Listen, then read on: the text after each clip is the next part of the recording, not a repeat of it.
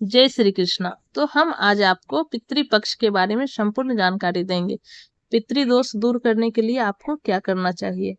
हर साल भाद्र माह की पूर्णिमा तिथि से लेकर आश्विन माह के कृष्ण पक्ष की अमावस्या तिथि तक पितृपक्ष चलते हैं।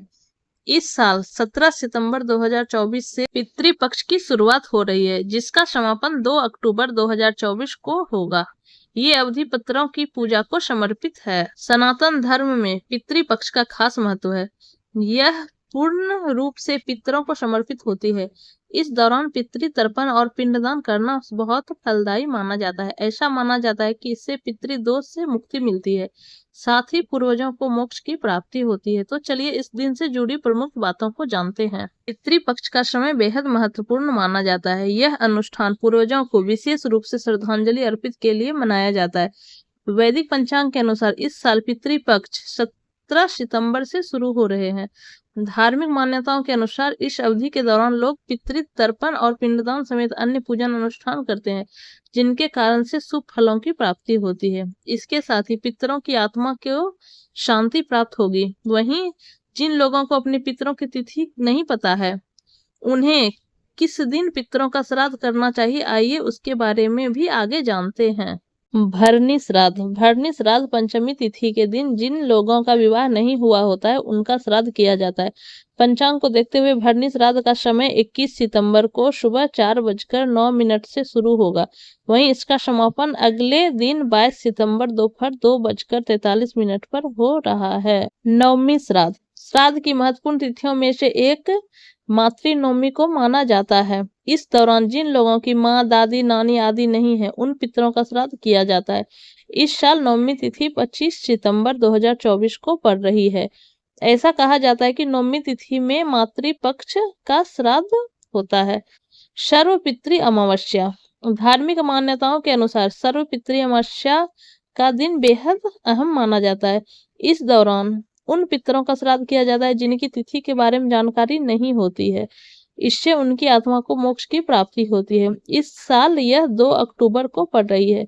यही कारण है कि इसे पितृपक्ष की सबसे अहम तिथि माना जाता है, क्योंकि जिसका तिथि नहीं पता है, उन सबका आप अमावस्या के दिन कर सकते हैं। भाद्रपद पूर्णिमा से आश्विन कृष्ण पक्ष अमावस्या तक के 16 दिनों का पितृपक्ष कहते हैं। जिस तिथि को माता पिता का देहांत होता है, उस तिथि को पितृपक्ष में उनका श्राद्ध किया जाता है। यदि उनकी पुण्यतिथि के दिन पूजा नहीं की जाती है, तो पूजा पितृपक्ष के दौरान की जानी चाहिए। भाद्रपद बहुला पंचमी से अमावस्या के बीच 15 दिन की अवधि यदि पितृपक्ष के सभी दिनों के दौरान पूजा करना संभव नहीं है, तो पितृपक्ष के दौरान कम से कम एक दिन पूजा की जानी चाहिए। पितृपक्ष की शुरुआत भाद्रपद की पूर्णिमा से अश्विन की अमावस्या तक चलते हैं। इस बार 17 सितंबर 24 से 2 अक्टूबर 24 तक पितृपक्ष रहेगा। नोट: जिन लोगों को अपने पितरों के निधन की तिथि ज्ञात नहीं हो, वे सर्वपितृ अमावस्या के दिन सभी पितरों के निमित्त श्राद्ध कर सकते हैं। सर्वपितृ अमावस्या को महालया अमावस्या, पितृ अमावस्या या पितृ मोक्ष अमावस्या भी कहा जाता है। इस दिन पितर लोग पृथ्वी से विदाई लेते हैं। इस साल सर्व पितृ अमावस्या 2 अक्टूबर बुधवार को है। हिंदू धर्म में पितृपक्ष का खास महत्व होता है। इस बार पितृपक्ष 17 सितंबर से 2 अक्टूबर तक रहेंगे। कुंडली में पितृदोष दूर करने के लिए पितृपक्ष का सबसे अच्छा समय माना जाता है। पितृपक्ष एक प्रकार से पितरों का सामूहिक मेला होता है। इस पक्ष में सभी पितर पृथ्वी लोक में रहने वाले अपने अपने सगे संबंधियों के यहाँ बिना आवाहन किए भी पहुँचते हैं तथा अपने सगे संबंधियों द्वारा प्रदान किए प्रसाद से तृप्त होकर उन्हें अनेकानेक शुभ आशीर्वाद प्रदान करते हैं, जिनके फलस्वरूप श्राद्धकर्ता अनेक सुखों को प्राप्त करते हैं। अतः श्राद्ध पक्ष में अपने पितरों की संतुष्टि हेतु तथा अनंत व अक्षय तृप्ति एवं उनका शुभ आशीर्वाद प्राप्त करने हेतु प्रत्येक मनुष्य को अपने पितरों का श्राद्ध अवश्य करना चाहिए। जो लोग अपने पूर्वजों अर्थात पितरों की संपत्ति का उपभोग तो करते हैं, लेकिन उनका श्राद्ध नहीं करते, ऐसे लोग अपने ही पितरों द्वारा सप्त होकर नाना प्रकार के दुखों का भाजन करते हैं। जिस माता पिता के एक से अधिक पुत्र हों और उनमें पिता की धन संपत्ति का बंटवारा ना हुआ हो, तो सभी संयुक्त रूप से एक जगह ही रहते हो तो ऐसी स्थिति में पिता का श्राद्ध आदि पितृक्रम सबसे बड़े पुत्र को करनी चाहिए। सब भाइयों के अलग अलग नहीं करना चाहिए। यदि मातृ पिता की संपत्ति का बंटवारा हो चुका हो तथा सभी पुत्र अलग अलग रहते हो तो सभी पुत्रों को अलग अलग श्राद्ध करनी चाहिए। प्रत्येक सनातन धर्मी को अपने पूर्व की 3 पीढ़ियों पिता पितामही तथा पितामही के साथ ही अपने नाना तथा नानी का भी श्राद्ध अवश्य करना चाहिए। इनके अतिरिक्त उपाध्याय, गुरु, ससुर, ताऊ, चाचा, मामा, भाई, बहनोई, भतीजा, शिष्य, जमाता, भांजा, फूफा, मौसा, पुत्र, मित्र, विमाता के पिता एवं इनकी पत्नियों का भी श्राद्ध करने का शास्त्र में निर्देश दिया गया है। इन सभी दिवंगत व्यक्तियों की पुण्यतिथि के दिन ही इनका श्राद्ध करना चाहिए। मृत्यु तिथि से तात्पर्य उस तिथि से है जो तिथि अंतिम श्वास परित्याग के समय विद्यमान हो। उसी तिथि को श्राद्ध पक्ष में दोपहर के समय 12:30 से 1 बजे तक श्राद्ध करना चाहिए। अगर तिथि ज्ञात न हो तो सर्व पितृ अमावस्या को श्राद्ध करें। श्राद्ध संबंधित अन्य जानकारी। जिन व्यक्तियों की सामान्य एवं स्वाभाविक मृत्यु चतुर्दशी को हुई हो उनका श्राद्ध चतुर्दशी तिथि को कदापि नहीं करना चाहिए, बल्कि पितृपक्ष के त्रयोदशी अथवा अमावस्या के दिन उनका श्राद्ध करना चाहिए। जिन व्यक्तियों की अब मृत्यु हुई हो अर्थात किसी प्रकार की दुर्घटना, सर्पदंश, विष, शस्त्र प्रहार, हत्या, आत्महत्या या अन्य किसी प्रकार से स्वाभाविक मृत्यु हुई हो तो उनका श्राद्ध मृत्यु तिथि वाले दिन कदापि नहीं करना चाहिए। अब मृत्यु वाले व्यक्तियों की श्राद्ध केवल चतुर्दशी तिथि को ही करनी चाहिए, चाहे उनकी मृत्यु किसी भी तिथि को हुई हो। सौभाग्यवती स्त्रियों की अर्थात पति के जीवित रहते हुए ही मरने वाली सुहागिन स्त्रियों का श्राद्ध भी केवल पितृपक्ष की 9वीं तिथि को ही करना चाहिए, चाहे उनकी मृत्यु किसी भी तिथि को हुई हो। सन्यासियों का श्राद्ध केवल पितृपक्ष की द्वादशी को ही किया जाता है, चाहे उनकी मृत्यु किसी भी तिथि को हुई हो। नाना तथा नानी का श्राद्ध भी केवल अश्विन शुक्ल प्रतिपदा को ही करना चाहिए, चाहे उनकी मृत्यु किसी भी तिथि को हुई हो। स्वाभाविक रूप से मरने वाले का श्राद्ध भाद्रपद शुक्ल पूर्णिमा तथा अश्विन कृष्ण अमावस्या को करना चाहिए। किसी भी परिजन की मृत्यु के 1 साल बाद भरनी श्राद्ध करना बहुत जरूरी होता है। अविवाहित मरने वालों का भरनी श्राद्ध पंचमी तिथि में होता है। अगर कोई बिना तीर्थ स्थलों के दर्शन किए बगैर मर जाए तो उसकी आत्मा की शांति के लिए पुष्कर और अन्य जगहों पर भरनी श्राद्ध करना जरूरी होता है। बिना पंडित के श्राद्ध कैसे करें? इसके लिए किसी भी पावन तीर्थ स्थल पर जल धारा में खड़े होकर हाथ में जौ, तिल, चावल, दाल लेकर जल के साथ पितृ आत्माओं का नाम लेकर भगवान सूर्य को अर्पित करें। कम से कम 11 बार प्रत्येक पितृ आत्मा के लिए अंजलि प्रदान करें।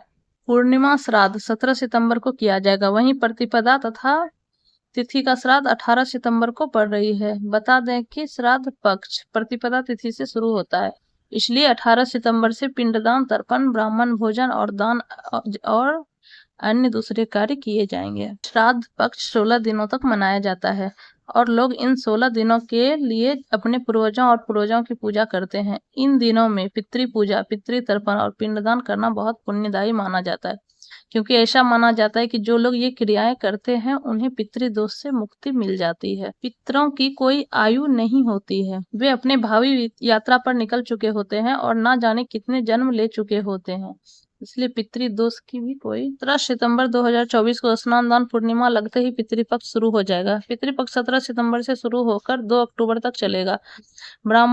ब्रह्म पुराण के मुताबिक मनुष्य को पूर्वजों की पूजा करनी चाहिए और उनका तर्पण करना चाहिए। पितरों का ऋण श्राद्ध के जरिए चुकाया जा सकता है।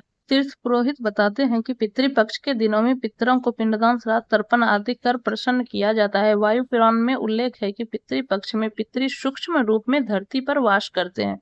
वहीं 3 पीढ़ियों तक के पितृ माना गया है। पितृकुल के पिता, दादा और परदादा शामिल होते हैं। घर में यदि पितृदोष हो तो जीवन कठिनाइयों से भर जाता है। यह दोष कुछ ग्रहों के कमजोर होने से भी बनता है। इसकी वजह से घर में कलह, अशांति, धन की कमी और बीमारी लगी रहती है। घर में पितरों की तस्वीर किस दिशा में रखें? तो पितरों की तस्वीर हमेशा उत्तर दिशा की तरफ ही लगानी चाहिए। साथ ही पितरों का मुंह दक्षिण दिशा में होना चाहिए। वहीं बेडरूम या फिर ड्राइंग रूम में पितरों की फोटो नहीं लगानी चाहिए। माना जाता है कि इस जगह पर पितरों की फोटो रखने से घर के सदस्यों के स्वास्थ्य पर असर होता है। आपको बता दें कि पितरों के देवता अर्यमा पितरों के देवता माने जाते हैं। मान्यताओं के मुताबिक अर्यमा महर्षि कश्यप और देव माता अदिति के पुत्र हैं। पितृपक्ष में अर्यमा देव की पूजा का विधान है। अर्यमा देवता की उपासना करने से पितरों को मुक्ति मिलती है। पितृदेवता हमारे पूर्वजों को नहीं बल्कि उन देवताओं को कहते हैं जो हमारे प्रियजन को उत्तम गति की ओर ले जाते हैं और उन्हें प्रेत के सबसे अंधकारमय क्षेत्रों से गुजरने का रास्ता दिखाते हैं। प्रत्येक आत्मा जो मनुष्य जन्म की उपाधि या रूप लेती है 5 ऋणों या ऋणों के साथ पैदा होती है। देवऋण पितृपक्ष में श्राद्ध कर्म करने से पितृऋण भी चुकता होता है। पंडित जी बताते हैं कि घर के मुखिया या प्रथम पुरुष अपने पितरों का श्राद्ध कर सकता है। अगर मुखिया नहीं है तो घर का कोई अन्य पुरुष अपने पितरों को जल चढ़ा सकता है। पितरों की पूजा करने के लिए आपको सबसे पहले पितरों की तस्वीर के सामने धूप दीप जलाना चाहिए। उनका ध्यान करते हुए गाय का दूध, घी, खीर, चावल, मूंग दाल, उड़द, सफेद फूल पितरों को अर्पित करना चाहिए। इसके बाद यथासंभव दान और ब्राह्मणों को भोजन आप करवा सकते हैं। धार्मिक ग्रंथों के अनुसार हथेली के जिस भाग पर अंगूठा होता है उसे पितृ तीर्थ कहा जाता है। इस दौरान पितरों को जल तर्पण करने के लिए 11:30 बजे से दोपहर 12:30 बजे तक का समय सबसे उत्तम माना जाता है। धार्मिक मान्यता के अनुसार पितृपक्ष में स्नान, ध्यान, तर्पण, श्राद्ध इत्यादि आदि करने से पितरों की आत्मा को शांति मिलती है। इतना ही नहीं, विधि विधान पूर्वक तर्पण करने से पितरों का आशीर्वाद भी प्राप्त होता है। ज्योतिष शास्त्र के अनुसार तुलसी का कुछ उपाय करने से जातक को तर्पण के समान फल की प्राप्ति भी मिलती है। सनातन धर्म में तुलसी का बड़ा अधिक महत्व माना जाता है। पितृपक्ष में तुलसी के कुछ उपाय करने से तर्पण के समान फल की प्राप्ति होती है। पितृपक्ष की शुरुआत हर वर्ष शुक्ल पक्ष की पूर्णिमा तिथि के साथ शुरू होकर कृष्ण पक्ष की अमावस्या तिथि तक चलता है। इस वर्ष इसकी अवधि 15 दिनों तक की है। इस बार पितृपक्ष की शुरुआत 18 सितंबर से शुरू होकर 2 अक्टूबर तक चलेगा। जानिए कैसे करें तुलसी का उपाय। शिव पुराण के अनुसार श्राद्ध पक्ष में घर का कोई भी सदस्य तुलसी संबंधित तमाम तरह के उपाय कर सकता है। पितृपक्ष के दौरान तुलसी के पास एक कटोरी रखनी चाहिए। इसके बाद उसे कटोरी में गंगाजल डालना चाहिए। गंगाजल डालते समय 5 से 7 बार पितरों का नाम लेना चाहिए और भगवान भोले का ध्यान करते हुए इस पानी को घर के चारों तरफ छिड़काव करना चाहिए और बचे हुए पानी को तुलसी में डालना चाहिए। ऐसा करने से तर्पण के समान फल प्राप्त होता है।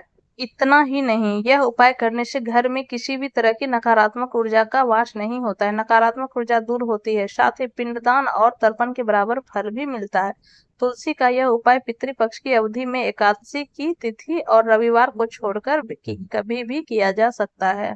पितृपक्ष के दौरान पूर्वजों को तर्पण किया जाता है जिससे पितरों को जल और भोजन मिलता है। ऐसा करने से आपको पितरों का आशीर्वाद प्राप्त होता है जिससे जीवन सुखदायक होता है। वहीं इन दिनों यदि आप तुलसी पूजा करते हैं तो पितरों को किसी भी तरह के कष्ट से मुक्ति भी मिल जाती है। पूर्वजों की आत्मा की शांति पूजा के लिए साल के 15 दिन बहुत खास माने जाते हैं। इन्हें पितृपक्ष कहा जाता है। शास्त्रों में बताया गया है कि पितृपक्ष के दौरान हमारे पूर्वज पितृलोक से धरती लोक पर आते हैं, इसलिए इस दौरान पितरों के निमित्त श्राद्ध, तर्पण या पिंडदान आदि करने का विधान है। मान्यता है कि पितृपक्ष में श्राद्ध करने से पितरों का ऋण चुकता हो जाता है, उन्हें मोक्ष की प्राप्ति होती है, वह परिवारजन को खुशहाली का आशीर्वाद प्रदान करते हैं। आइए जानते हैं इस साल पितृपक्ष 2024 में कब है, डेट, तिथि और महत्व। भाद्र माह की पूर्णिमा तिथि से अमावस्या तक पितृपक्ष रहते हैं। पितृपक्ष 17 सितंबर 24 से शुरू हो रहे हैं। इसका समापन 2 अक्टूबर 24 को हो। पूर्णिमा का श्राद्ध 17 सितंबर 2024 मंगलवार, प्रतिपदा का श्राद्ध 18 सितंबर 2024 बुधवार, द्वितीया का श्राद्ध 19 सितंबर 2024 गुरुवार, तृतीया का श्राद्ध 20 सितंबर 2024 शुक्रवार, चतुर्थी का श्राद्ध 21 सितंबर 2024 शनिवार, महाभरणी 21 सितंबर 2024 शनिवार, पंचमी का श्राद्ध 22 सितंबर 2024 रविवार। षष्ठी का श्राद्ध 23 सितंबर 2024 सोमवार। सप्तमी का श्राद्ध 23 सितंबर 2024 सोमवार। अष्टमी का श्राद्ध 24 सितंबर 2024 मंगलवार। नवमी का श्राद्ध 25 सितंबर 2024 बुधवार। दसवीं का श्राद्ध 26 सितंबर 2024 गुरुवार। एकादशी का श्राद्ध 27 सितंबर 2024 शुक्रवार। द्वादशी का श्राद्ध 29 सितंबर 2024 रविवार। त्रयोदशी का श्राद्ध 30 सितंबर 2024 सोमवार। चतुर्दशी का श्राद्ध 1 अक्टूबर 2024 मंगलवार। सर्व पितृ अमावस्या 2 अक्टूबर 2024 बुधवार।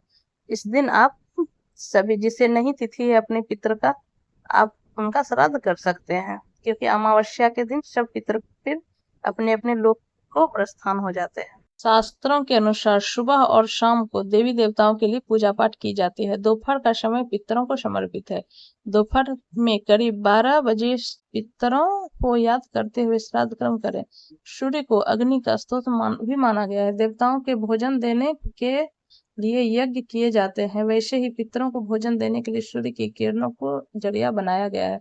श्राद्ध संपन्न करने के लिए धूप रोहिणी मुहूर्त अच्छे माने गए हैं। इस दौरान ही कौवे, चींटी, गाय, देव, कुत्ते को पंचबली भोग देना चाहिए, ब्राह्मण भोजन कराना चाहिए। उम्मीद करते हैं आपको थोड़ी जानकारी अच्छी लगी होगी। बाकी आप अगर कुछ नहीं कर सकते हैं तो 1 लोटा जल, काले तिल और चावल के दाने शिव जी को अर्पण कर सकते हैं आप डेली जाके पितृपक्ष में। श्री शिवाय नमस्तुभ्यम।